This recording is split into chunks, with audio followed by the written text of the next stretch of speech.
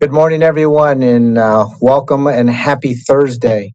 I'd like to once again, as always, thank all our subcommittee members for their time, and also those who are on the call and taking time out to be on this call. So thank you, everyone.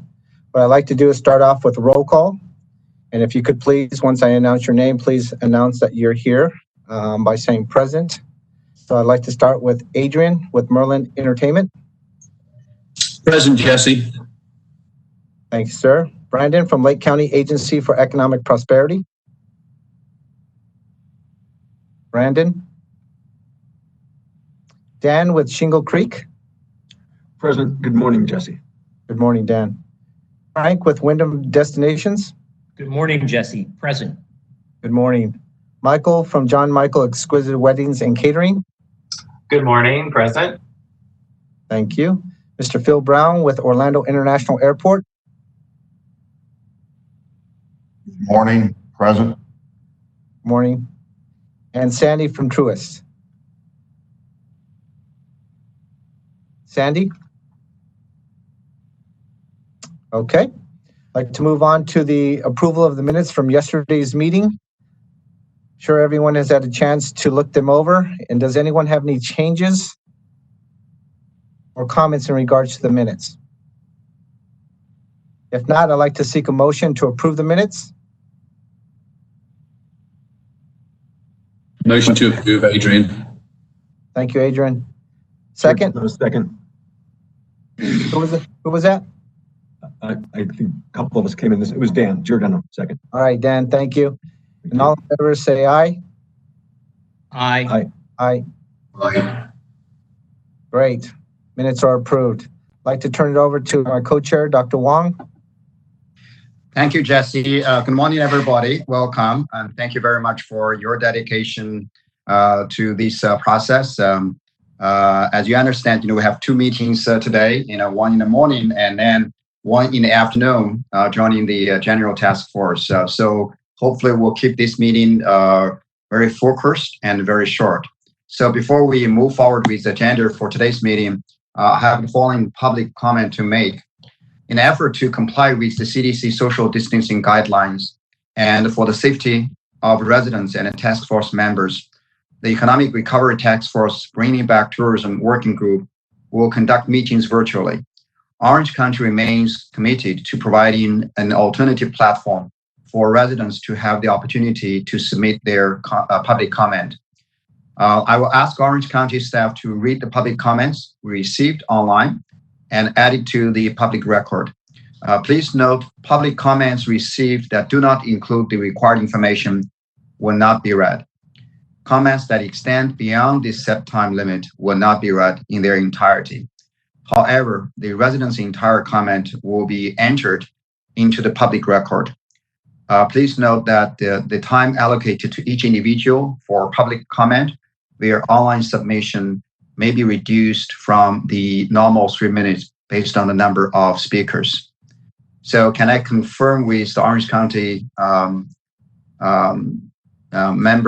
staff member to see whether we have any public comments we received for today's meeting? Dr. Wong, we have no public comments for this specific work group today. Thank you, Lucas. Jesse, back to you. Yes, so as we've known, Monday and yesterday, we've had some great presentations in regards to small amusements and venues wanting to reopen and should reopen. I was happy that we were able to vote and recommend I believe, 8 that have submitted already, that will be submitted this afternoon or spoken to for a vote with the General Task Force this afternoon at 2. We do have 3 more. And I'd like to start off our presentations by introducing Edson Haman, Managing Member of Face Amusement Group, to provide a 2-minute update on the reopening guidelines. Mr. Haman? Hi, Jesse. I'm so sorry. This is Carol with Orange County staff. Just to clarify, we have 10 businesses so far that have presented, and then we'll have 3 today. Thank you, Carol. So 10. Mr. Haman is with Andretti. Awesome. Apologize about that. Thank you. Oh, thank you. There's another Yeah, I think they confused the names. That's what it was. So my name is Eddie Hammond. I'm with Andretti Indoor Karting and Games. I think we mentioned a different business. Is that correct? No, you're on, sir. That's okay, it. Perfect. Well, thank you very much for taking the time to listen to our presentation today. You know, since March 17th when we closed, we've been working at this, and we've submitted a plan that we feel is complete, and we'll keep our employees as well as our guests safe through this process. We broke it down our plan in 4, which is the building itself and sanitizing and maintaining the building clean, our employees, maintaining them safe, and encouraging hygiene and going through the process and training them how all the items that we're using to maintain the building sanitized work. So right now, all our employees, every one of them is on board. Everyone is getting paid, and we are we start today all the training process in terms of how and why we're doing this and why it's important that they maintain themselves safe and our customers safe. Also, then the attractions themselves and how we're going to operate. So I'll start with our employees. You know, we'll follow all the guidelines of the CDC. When they come in, they'll submit themselves through a temperature check. They'll answer a questionnaire on any kind of symptoms that they have. At that point, they're allowed to clock in and move forward into their space. They'll be required to wear a mask and gloves at all times. And those are, the mask will be reusable, just like the one I'm wearing, and the gloves will be disposable. And throughout the day, we'll maintain social distancing within our employees themselves. So no one is working next to each other. For example, our restaurant, which is a full menu restaurant, will not be open. Originally, when we opened the facility, we're only going to be serving pizzas, and those will be served in a sealed box. That's a throwaway box, and we'll be providing plastic, silverware, and paper plates to our customers to maintain that distance. Same thing with the dining room. All the tables will be separated, maximum 4 people per table, and they'll be 6 feet separated. Our bars will be taking all furniture out of it, so someone can get a drink, and they'll be spaced out, and everything will be marked on the floor and on the actual bar and everywhere else in the building to maintain that distance between the customers. We believe that at some point they will allow us, to start opening the facility at 50% capacity, but we're not doing that. We're going to start with 25% capacity when we open. In a building of this size, to give you an idea, there'll be probably about 200 to 250 square feet per customer. There'll be counters at the door, counting how many people come in and how many people go out. We have 4 doors that'll be assignated to exit and entrances. So there's only one way to come into the building, one way to go out. That way the customers are not, interacting with each other when they're coming in. Same thing inside the building. There will be wayfinding, so customers can get to the attractions without interacting with other customers. The video games every other game will be on, and maintaining that 6 feet distance. The bowling, same thing. We have 12 lanes, we'll be operating 6. Go-karts, we have 24 go-karts, and there'll be only 10 go-karts operating at one time. We are bringing in a very expensive piece of equipment that we have purchased that will sanitize with a UV light 24 helmets at a time. And so every 8 minutes, there'll be 24 helmets being sanitized, and then there'll be 10 being used. So we'll always have plenty of it.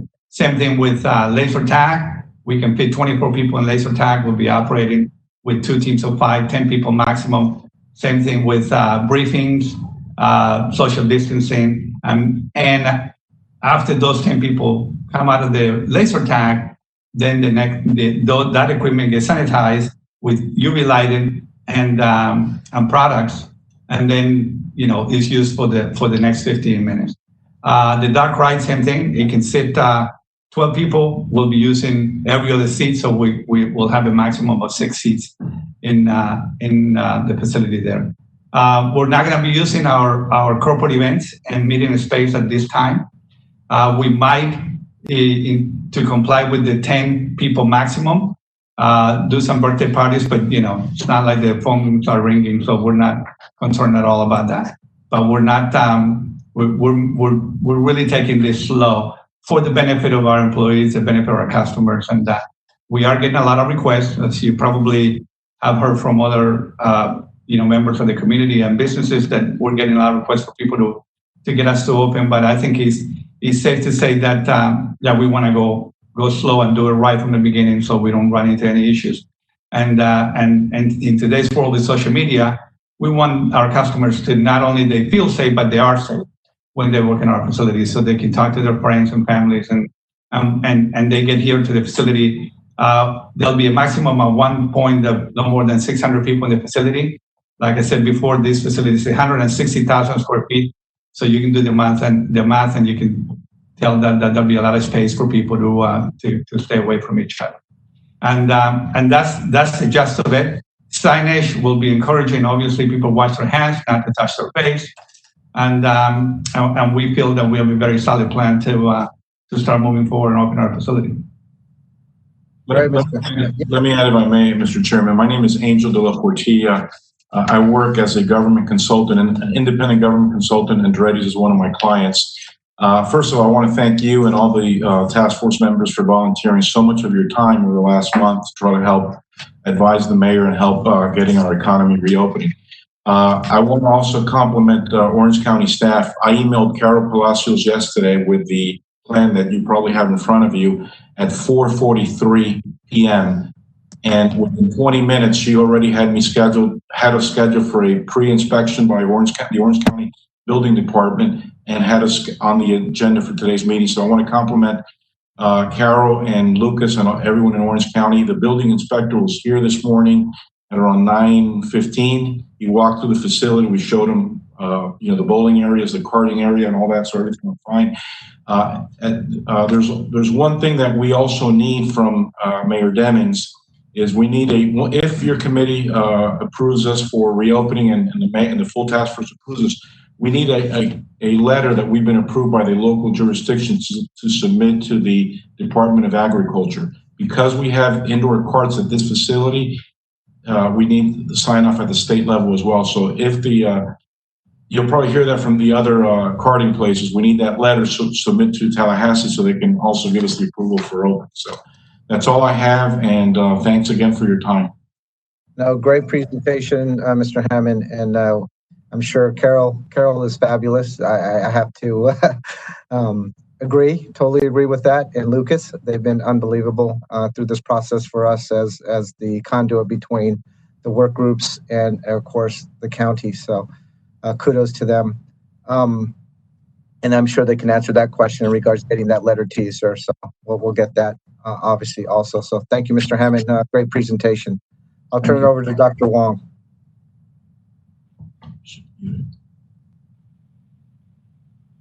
Listed here, but the second one listed here for today's presentation is Mr. Matt Leonhard, representing to Aloma and Bowling Centers. So I will give you the floor to make a brief presentation, hopefully within 2 minutes time frame. So Matt, please take over.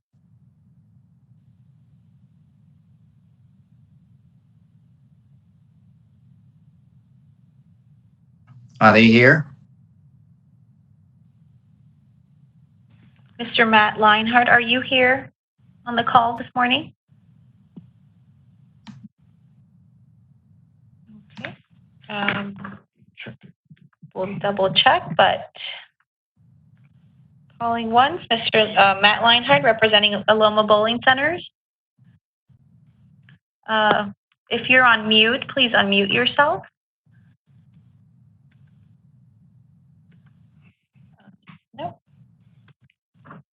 Go to the next one. Okay, so I think that's all we had on the agenda today for the two business. We had three businesses, and Mr. Matt Leinhardt was representing two of them. And Matt. So, Kara, how about the third one? Andretti Indoor Karting and Games. Is that represented by the same person? No, they just presented. That was Angel and Mr. Edison. Yeah, so we're good. So I think the next steps right now are just open discussions or questions from the committee or the medical representative for the businesses. And then after the open discussion, then we would move to propose a motion. Thank you.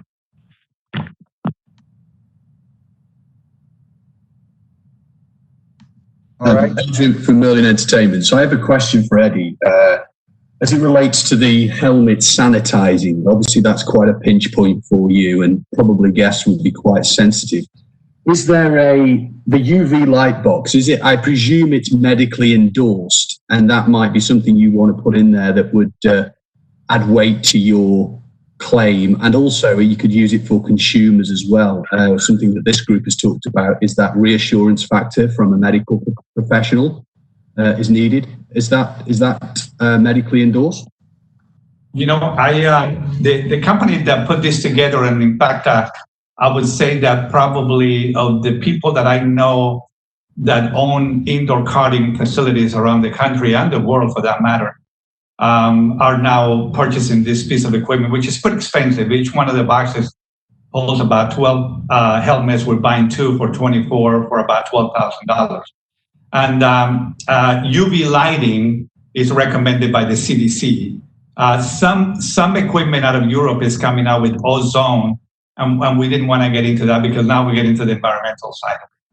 But I don't have a certification from a medical professional, but I do believe that the CDC, we looked into it when we were looking at what solutions. By the way, a lot of the things that we are doing that we're going to be doing next week, if you allow us to open, are things that we've been doing from day one, right? We have 7 facilities around the country, 3.5 million people come to our facilities. We sanitize everything after every play, laser tag, virtual reality, tracks, anything, anyway.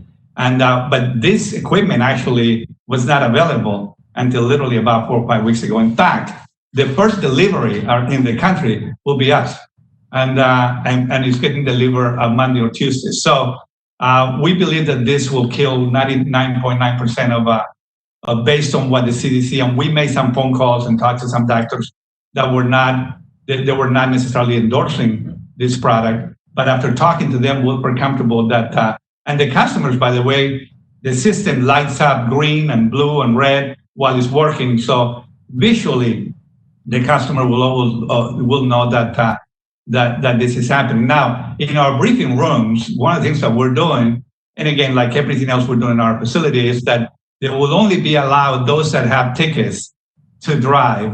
So there would be a maximum of 10 people inside the room, and the room holds 25-30 people anyway, so there'll be plenty of distancing inside the room. And plus, as an added measure, we're providing head sacks that are sanitized for the customers to use under the helmet. So at that point, and that's why we're only using half of the go-karts that we normally would. So, Thanks, Eddie. Thank you. Thank you for that explanation. Dr. Rawls, do you have any further input in regards to UV? Yeah, UV is effective. I obviously don't have a lot of detail about the specific device they're using, but we use UV light at the hospital. It's one of the sort of end products for some of our most contaminated areas. We use a device called the Xenex machine, which does exactly that. It just essentially sends UV light throughout the entire area where we're sanitizing. So it is effective, commonly used in different environments. I think if there's any question about the specific device, I would refer to the manufacturer. It's information there, but I think that makes sense. Happy to review anything if you want me to look at it in more detail, but I think it's a good measure of, I think, both visually and I would say, yeah, I'm assuming that manufacturers being responsible are also effective as well. Yes. Well, thank you for that. Thank you for that question, Adrian. Dr. Rawls, from a medical side, do you have any further questions for Andretti Racing? No, again, I think, another very, very responsible, approach. I think the fact that they're using a lower density than required, all of the other steps that they have in place, just again, reassuring that we're seeing our business owners make the right decisions to get us open. Yeah, totally agree. Any other questions from anyone that is on? So, Mr. Haman, this is Frank Geckel with Diamond Destinations. Wyndham Destinations. I have a question. You said that there's 20 go-karts and you're only going to do 10. You understand that the facilities should run at 50% in accordance with the governor's phase 1 occupancy requirements, right? That's correct, yes. Okay, that's all I wanted to confirm. Thank you. And in fact, we do have 26 go-karts per track. So it's actually less than 50% that we're using on the track. But as a whole in the facility, we will not allow more than 25%. We can actually, this facility can hold 3,000 people. Okay, that's fine. I just wanted to confirm that you understood the whole facility, not just the track, was subject to the governor's phase 1. We're being perfect. Thank you very much. Thank you. Thank you. Thank you, Frank, for that question. Any other questions?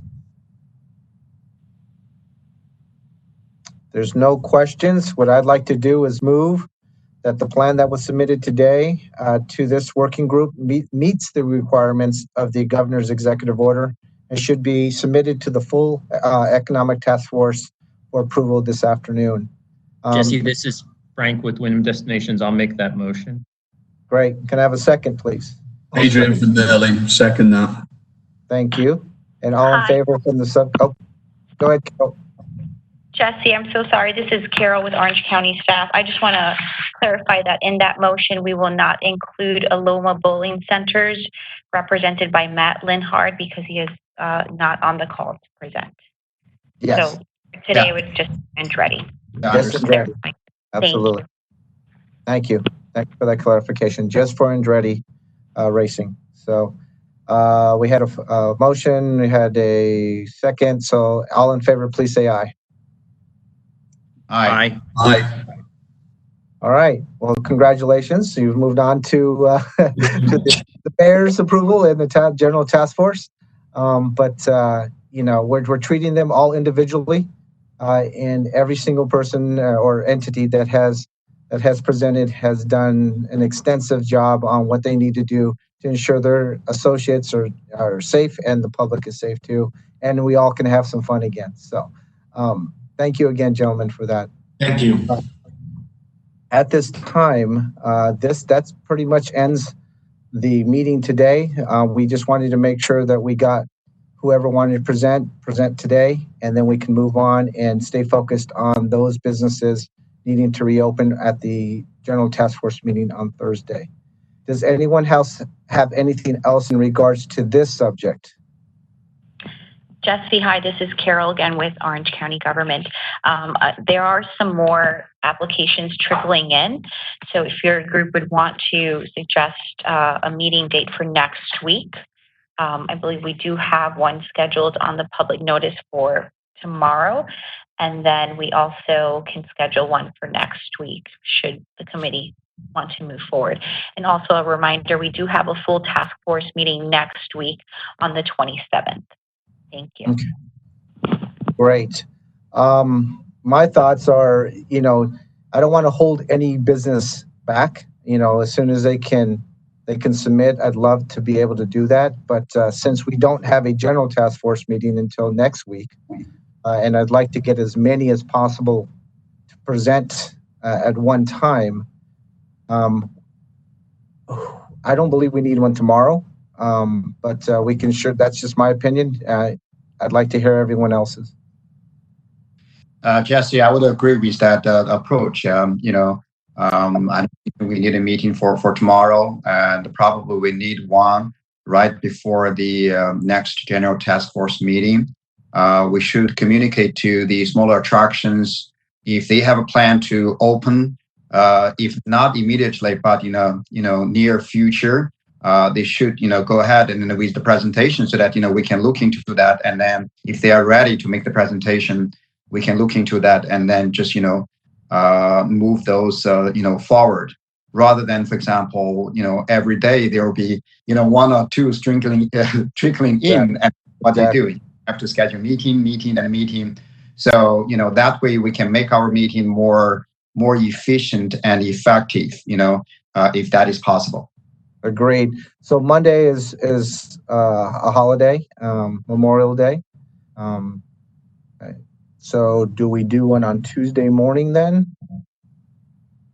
Carol? Jesse, can I interrupt you for a second? I just have an idea for you guys. I could see you guys having 30 of these meetings to address every single time a business has it. Perhaps an item of discussion might be that attractions with capacities under 500 or capacities under 1,000 or some determined amount of number from your group with the guidelines that we all remember, the compressed guidelines, consolidated guidelines that we put together the other day, that perhaps that would apply to all those groups. And if they would agree to open under those groups, you get those guidelines blessed. So you're not having to meet every single time 8 bowling alleys out of Central Florida want to open or different things like that, that you have a general set of guidelines for the smaller ones that are smaller than Starflyer and Icon and, that are smaller groups. So you guys don't have to convene 26 people together every time to do it. That if there's a general set of guidelines that they adhere to and they submit those, that they're just automatically blessed. Or alternatively, is it posted and is it a requirement that they have to present in person? Because we did receive, as pre-read for this meeting, the plan for Boardwalk and Aloma bowling alleys, which in reading it is well done and well prepared. Can we, if not today, but going forward, can we approve based on written submissions, or is it a requirement that they have to present in person? Great question. Carol, do you have any feedback on that? Yes, thank you so much for that question. Right now, the direction I have from leadership is that they should present in this virtual platform so it can be a transparent process. So in addition to submitting the documents with the required information, that required information is their actual opening date on the cover letter. And in addition to that, the guidelines with the 7 minimum standards that Orange County has provided and also CDC guidelines have also need to be submitted. And then they would present in front of this task force. So currently that is the direction I have from leadership. Thank you. Can I also make a very quick comment? I think, this is just, first a group of smaller attractions, ways. And based on the direction of the county, I think, every one of them has to present, and every one of them has to submit their guidelines and so on and so forth. But Dr. Wong? Yes. If you would please, the members of your sub-working group, Matthew has joined us. And it's up to you if you'd like to give him the floor to present on his company. Oh, welcome, Matt. Yes, of course. Hey, everyone. Sorry I was late. I just snuck in the call. I didn't want to interrupt. Okay. Go ahead, Matt. So go ahead. I believe that, you're set up for a brief presentation about 2 minutes, and talk a little bit about the guidelines, the preparations you have made as a company to make sure that the employees are safe and then the visitors to your facility are safe. So let's go. Sure. So our plans are very similar at both Aloma and Boardwalk. So if I could talk about both of them, because they're pretty much identical in terms of the systems that we'll be doing. The first, one of the most important things is communication to the guests and the staff. So we already have our director of training in town. She's doing the special training, which overviews all of the CDC guidelines, in addition to our recommendations as well. So we have our staff members that are receiving our additional training as we speak, and then they're signing off on a document saying that they've reviewed the material and that they also understand it as well, and then that they have passed all of the guidelines that we've put in place. So that's what our staff members are doing. And to protect our staff members, we've already had them sign a document so that they'll be knowing that they will be having their temperatures taken every single day before their shift. We've provided them with these neck gaiters to wear for their face covering. So everyone has been provided with the neck gaiters as well. Those came in today. So that's pretty much it for the staff members. There is additional the verbiage that we were given through the CDC in the different counties in terms of what's mandated. So we also have those posted throughout the venue, including our team member, their space as well. So we've gotten the verbiage out there. We have signage that is posted throughout our building. We basically took everywhere that there was posters or pictures framed with, advertisements for promotions, whether it's, live entertainment, whatever. We're obviously not doing any live entertainment for an unknown period of time. So we've replaced all of that material with posters that say social distancing or the CDC guidelines, or just, constant reminders throughout the venue, just so that we can keep our guests safe. We just want to make sure that we have it posted that anywhere a guest could potentially be, so that they can see that, it's about everyone working together and not just the staff as well. Inside the venue itself, in addition to those signage that we have posted, we also have floor stickers that we've ordered. We currently have them taped off. So we did our inspection just a little while ago, which is what took me a little bit longer. We have everything taped off because the stickers will arrive today. There are some that are just the general 6-foot spacers so that people know to stay within 6 feet. There's other stickers that we've ordered, the floor stickers. So some will just have, a picture of a dining, fork or knife or whatever. So like at the walk-up counter, that's where a person would stand to order. And then other stickers would say, please stand here while you're waiting, with the 6-foot distance. So they'll know where they should be waiting as well. And those are spread throughout the venue so that there is that social distance spacing. And then we also have the one-way traffic as well. So we have the do not enter signs on one side of our entrance, or what used to be a double entrance. And then the other side will be the exit. So you have an entrance and an exit. So we're creating the one-way traffic. Wherever there's a transaction, anytime there's a POS system, there's a plexiglass that's currently hanging. I included that in the photo. So that way, that's a protection for both the guest and the staff member. So they know that obviously they have to have their face mask, but that's just that extra safety precaution that we wanted to do at anywhere that there's a possible transaction. And from there, so the arcade we can talk about as well. So we have a redemption area, which, as you're playing games, you're collecting tickets, and then you go to the redemption area and you would use your tickets to buy whatever it is that's over there. Instead of doing that, we're going to utilize our redemption space as our bowling ball valet, so that when guests, the bowling balls aren't throughout the entire concourse and everyone's, touching 5 different bowling balls before they find the right one, so there's germs being spread that way. So we're removing all bowling balls from the concourse, and we're using our redemption area as our bowling ball valet, which is manned by a staff member. So they would be, issuing a bowling ball to each person. And as, before they issue it, they would be wiping it down. And after they receive it back as well, they're wiping it down again. So they're wiping it down twice, so we can eliminate, people sharing the bowling balls. But the arcade games that will still be active are the competitive games that don't generate tickets, the sporting games and, the racing games and things like that, and they're spaced out. It's basically, there's a ticketed game in between each of the multiplayer games. So the ticketed games, which are deactivated, would separate those multiplayer games, so we can create the social distancing there as well. We also ordered, and we emailed Steve, the inspector, our receipts for all of our additional sanitizer, the no-touch sanitizer pumps that are spread throughout the concourse. We already had them at Boardwalk, but we wanted to order more and just have as many as we possibly could to spread throughout the venue. So it's around anywhere that there's food service. It's around anywhere that there is an entryway.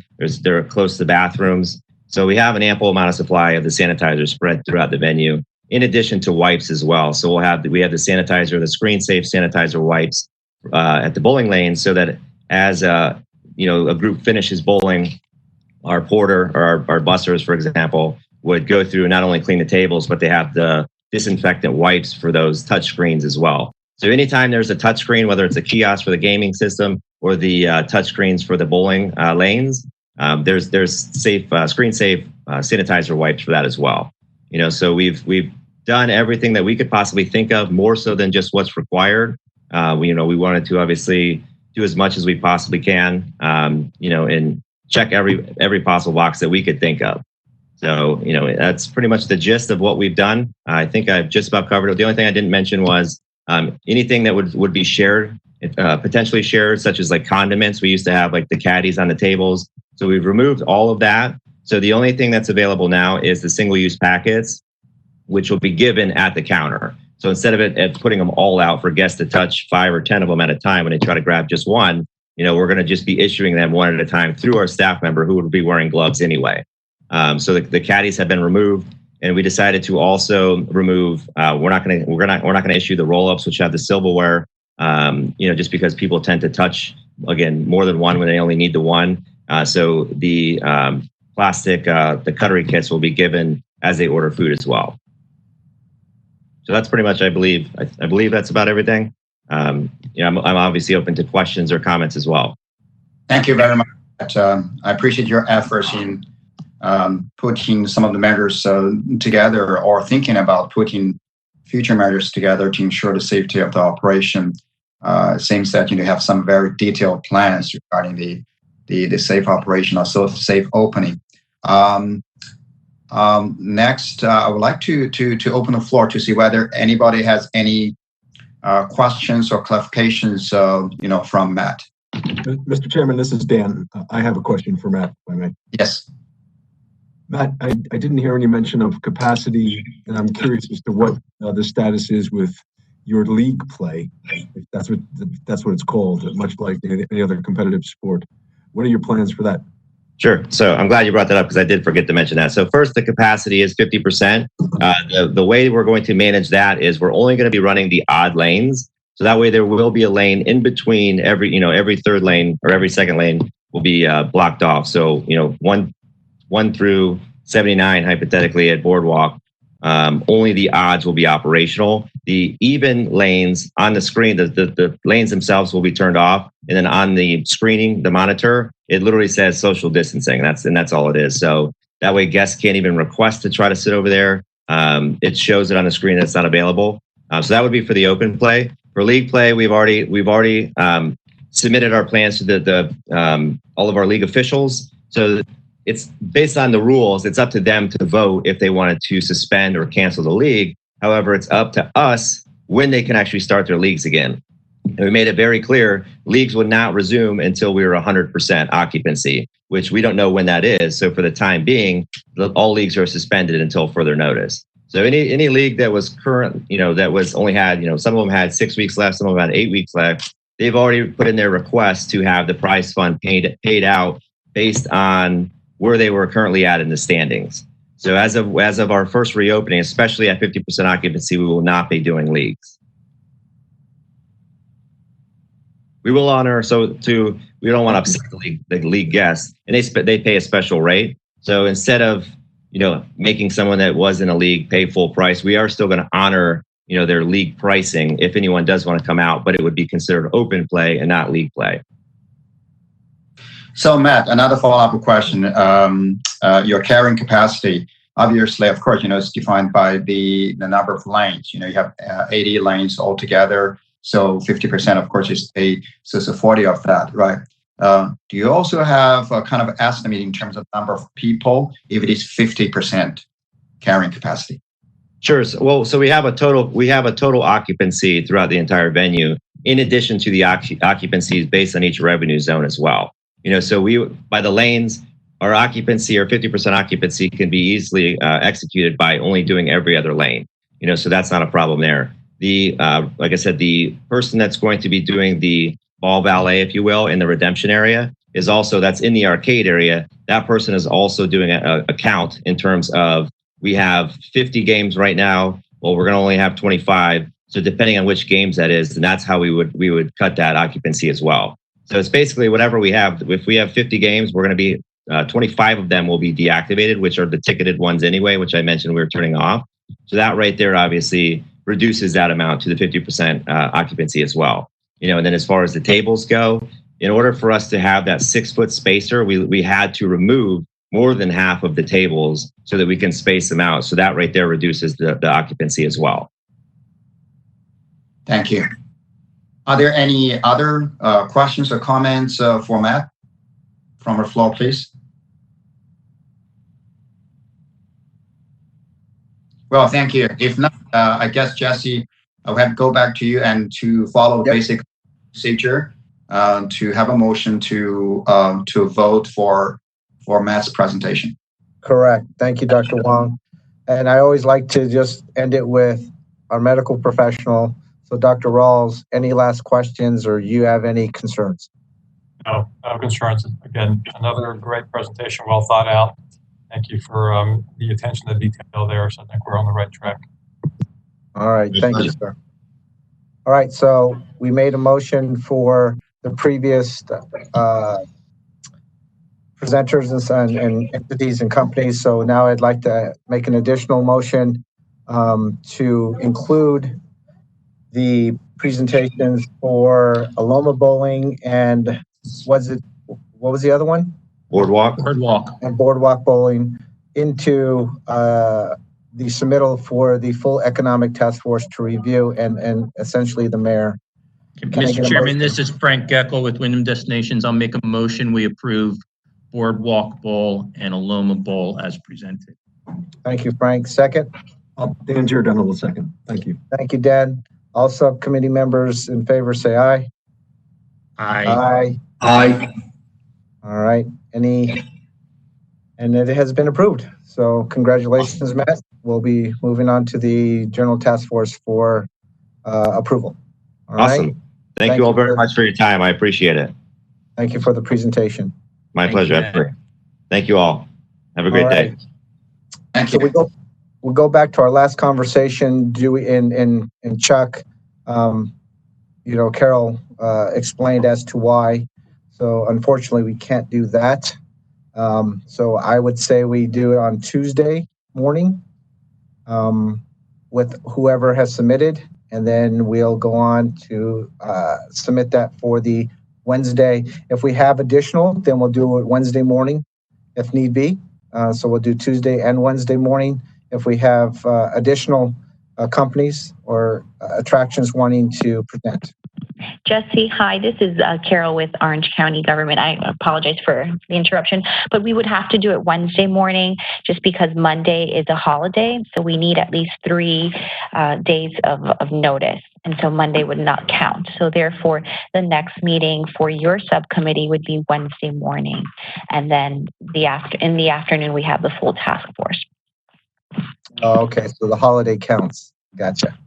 Correct. Thank you. Okay. Or it does not count. Oh, it does not count. Correct. Half full, half empty, right? Okay. Well, we may have a lot then on Wednesday morning. We'll just have to see. But unless I hear any objections, the next meeting would be set for 10:15 on Wednesday morning. No objections? I guess that is it. And Dr. Wong, do you have anything else? Mr. Chairman, I just have one question before Dr. Wong speaks.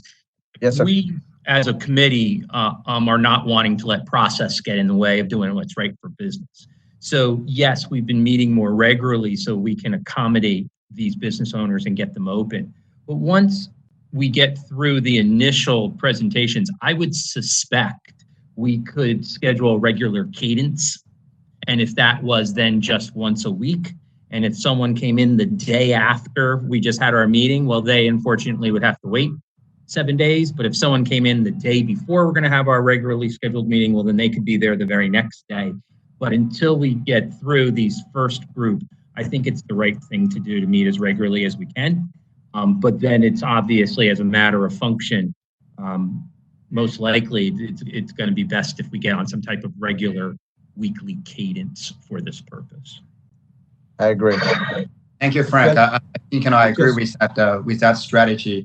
Everything we do here, of course, is to support the industry and try to get them back to a certain type of normalcy. In a staged approach, right? And I think this is just the first group of attractions who submit their guidelines and then made the presentations. I think looking to the future, probably we can make some recommendations to the county to see how we're going to process this, right? Because I cannot imagine that in the next few weeks, every week we're going to just meet and approve the presentations and the guidelines submitted. I kind of agree with what has been suggested by Chuck. Eventually probably we need to come up with a general guideline which can be applicable to all these smaller attractions, right? And then if everybody is doing X, Y, Z, and basically they are fine, okay? And if the county and the mayor's office still needs to review and approve them, if that is the requirement, and then, we'll just go through that route. So, this committee can probably focus on something else, or in addition to, whatever is required us to do. So I think that would be my recommendation for the next step in the future. Jesse, I have a question. Maybe this is for Lucas. You had said 10:15. Lucas, is next Wednesday's meeting with the full task force at 10 a.m.? It's from 10 to 12 on the 21st. So that is next Wednesday, yes. No, next week. Next week, yeah, on the 27th. It's from 10 to 12. Oh, so we would have the full task force meeting. Yeah, so we can't go at 10:15. So 6:30 in the morning. All right, let's do it. we would have to. Okay. We'd have to figure out then a time to meet before. Maybe 8. Gives a 8 to 9, and then or 8:30 to 9:30. Yeah, whatever's good with the group. Either time works fine for me, Mr. Chairman. Any objections with 8? And that could be a bit of a challenge. Yeah, if the next meeting starts at 10 o'clock, right? So I would suggest that, maybe we can start at 8 to 9:30. Yeah. Okay. Any objections against 8:30? 8:30 to 9:30. All right, Lucas, let's go ahead and set it for 8:30. Yes, sir, will do. Thank you. Thank you. Dr. Wong, any last comments before we adjourn? Yeah, not really. I think, we're making great progress. So we have reviewed, the guidelines submitted right now. I don't know what is the total number right now. It's 13 or 14 and the presentations. So we're ready to move that forward to the General Task Force and the Mayor's Office. So again, appreciate everybody's contribution to this process. This is a very, very important process to make sure that, we serve really the purpose of our working group, which is to bring tourism back gradually, right? So thank you again. Well, thank you everyone for attending. The meeting is adjourned. Take care. Thank you, Jesse. Have a great weekend. Thank you. Bye.